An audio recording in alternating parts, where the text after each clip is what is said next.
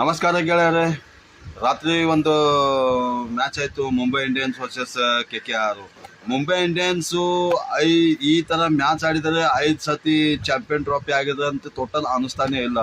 ಏನ್ senior player ಇದ್ರು, Rohit Sharma outstanding batting ಆಡ್ತಿದ್ರು, ಡಿಕಾಕ್ ಹಿಂಗ್ ಅನ್ಯ ಪ್ಲೇಯರ್ ಭಾರಿ ಬ್ಯಾಟಿಂಗ್ಸು ಬಾಲಿಂಗ್ಸು, ಬುಮ್ರಾ ಇವರೆಲ್ಲರೂ ಹಿಂಗ್ ನೋಡಿದ್ರೆ ಸ್ಟ್ರಾಂಗ್ ಟೀಮ್ ಅನಿಸ್ತಿತ್ತು. ಆಲ್ ಓವರ್ IPL ಟೀಮ್ನಲ್ಲಿ ಫ್ಯಾನ್ಸ್ ಹೆಚ್ಚಿಗೆ ಅಂದ್ರೆ ಮುಂಬೈ ಇಂಡಿಯನ್ಸು, CSK ಅಂದ್ರೆ RCB 3 ಟೀಮ್ದೇ ಹೆಚ್ಚಿಗೆ ಫ್ಯಾನ್ಸ್ ಫಾಲೋಯಿಂಗ್ ಇತ್ತು. ಬಟ್ RCB 18 ವರ್ಷ ನಂತರ ಫ್ಯಾನ್ಸ್ ಫಾಲೋಯಿಂಗ್ಸ್ ಕಮ್ಮಿ ಆಗಿಲ್ಲ, ಬಟ್ ಹೆಚ್ಚಿಗಾಗಿದೆ.